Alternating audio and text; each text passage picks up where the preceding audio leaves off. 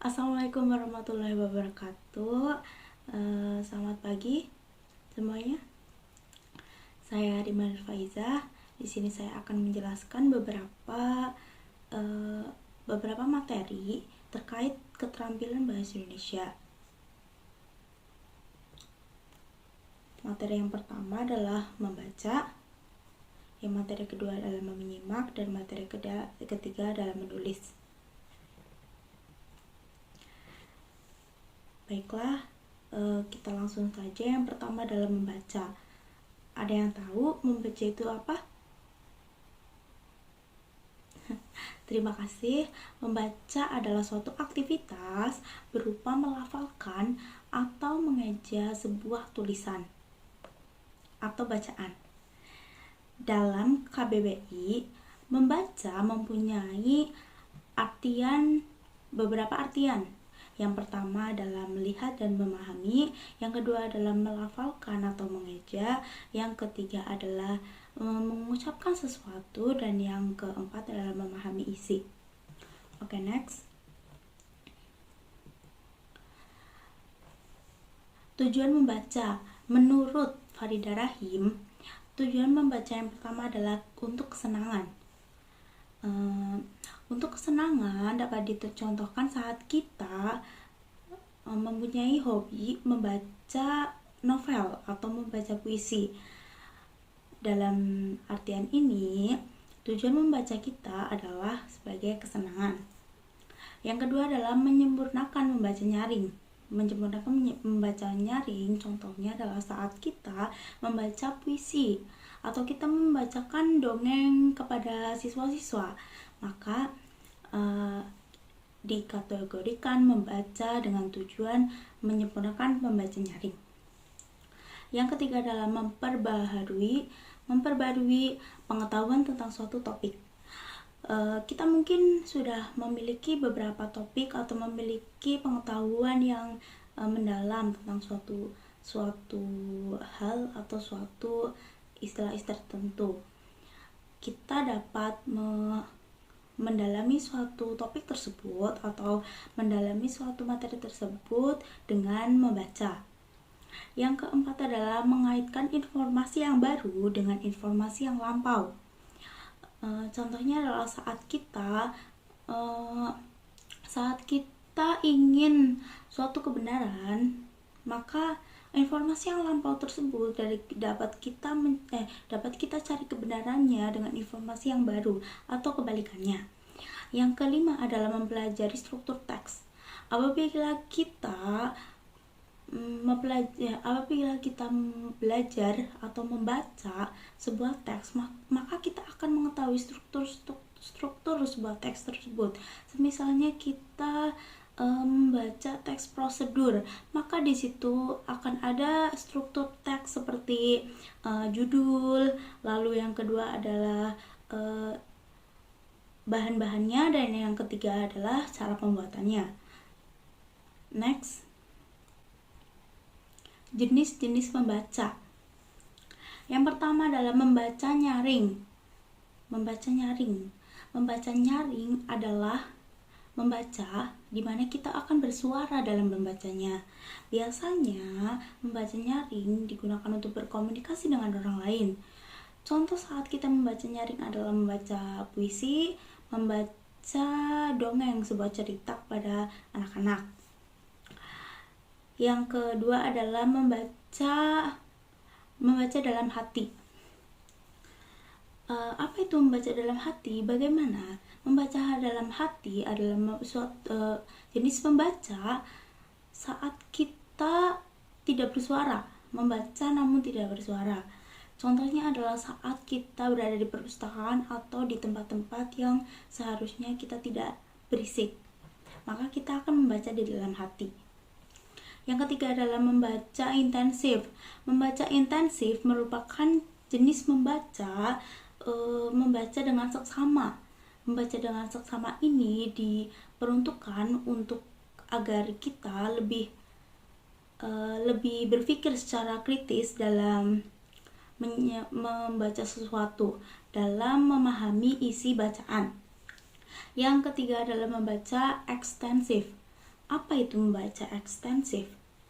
Membaca ekstensif berkebalikan dengan membaca intensif. Membaca ekstensif lebih ke hal yang umum atau bebas, jadi tidak terkait dengan hal-hal tertentu.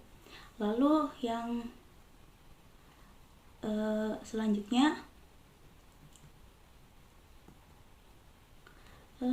kita masuk ke menyimak. Apa sih menyimak? Maksudnya apa itu menyimak? Ada yang tahu apa itu menyimak? Terima kasih. Menyimak adalah kegiatan mengolah serta menginterpretasikan suatu permasalahan dengan melibatkan panca indera seseorang.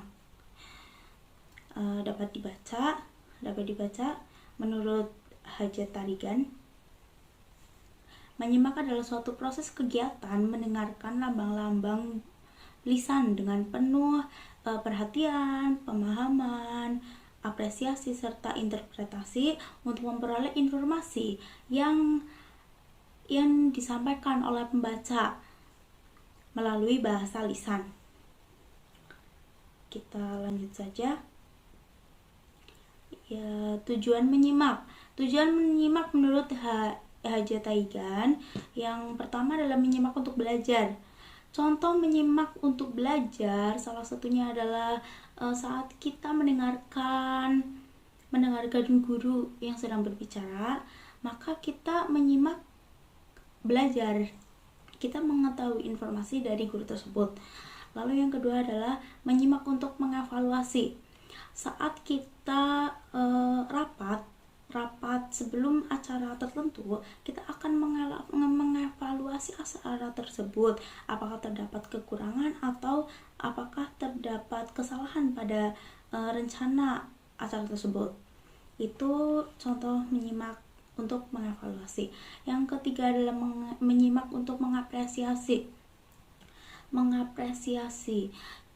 Contohnya adalah saat kita melihat atau menonton sebuah pertunjukan tari, pertunjukan seni, pertunjukan musik, dan sebagainya. Maka saat selesai acara, kita akan mengapresiasikan diri kita untuk musik tersebut atau seni tersebut, seperti kekurangan atau kelebihannya dalam pertunjukan tersebut. Yang keempat adalah menyimak untuk membedakan bunyi-bunyi. Menyimak untuk membedakan bunyi-bunyi dapat dicontohkan saat kita belajar seni musik. Yang terakhir adalah menyimak untuk memecahkan masalah. Menyimak untuk memecahkan masalah artinya adalah saat kita mempunyai masalah, kita akan menyimak suatu informasi untuk dapat memecahkan masalah tersebut. Kita lanjut. Jenis-jenis menyimak. Yang pertama adalah menyimak ekstensif. Menyimak ekstensif lebih ke menyimak secara umum, seperti saat kita mendengarkan sebuah berita di televisi. Yang kedua adalah menyimak intensif, yaitu menyimak dengan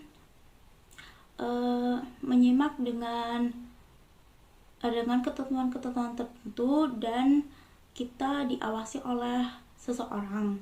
Seperti saat menyimak guru. Saat kita menyimak guru, maka guru tersebut akan mengawasi kita apakah kita menyimak apa atau tidak, dan kita harus paham apa yang disampaikan oleh guru tersebut.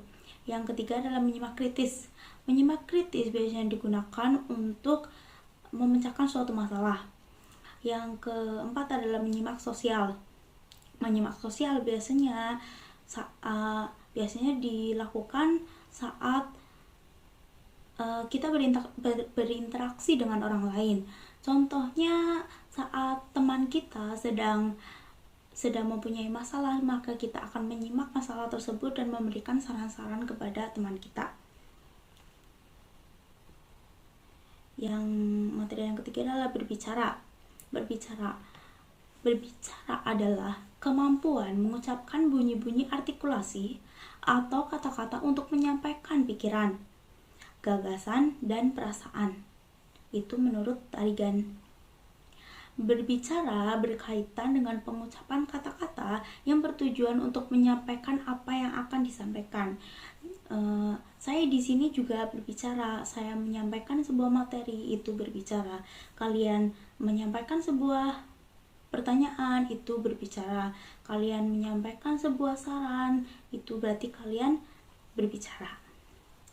Kita lanjut. Tujuan berbicara. Menurut Tarigan, tujuan berbicara yang pertama adalah memberitahukan atau melaporkan. Contohnya adalah saat siswa-siswa dijahili oleh teman sekelasnya, maka dia akan melaporkan kepada guru mereka atau kepada orang tua mereka. Yang kedua adalah menjamu dan menghibur. Menjamu dan menghibur. Berbicara, menyambut, dan berhibur dapat dilakukan saat ada acara-acara tertentu atau ada tamu yang datang ke rumah kita. Yang ketiga adalah membujuk, mengajak, mendesak, dan meyakinkan. Biasanya tujuan tersebut dilakukan saat kita meminta persetujuan acara, meminta petisi, dan lain sebagainya. Lanjutnya adalah hubungan dalam membaca, menyimak, dan berbicara. Hubungan membaca, menyimak, dan berbicara itu sangat erat kaitannya dalam kehidupan sehari-hari.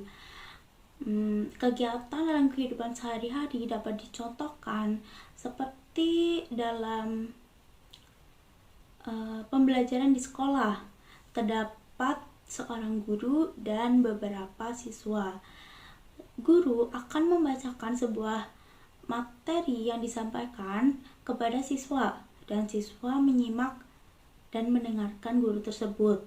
Materi tersebut dibaca dan guru itu berbicara dan anak-anak menyimak. Maka dari itu hubungan menyimak, membaca, dan berbicara itu sangat erat kaitannya.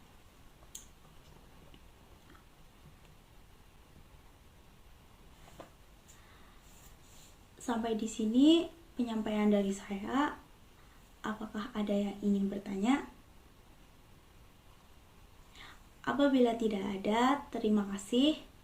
Saya akhiri. Apabila ada kesalahan, saya mohon maaf. Wassalamualaikum warahmatullahi wabarakatuh.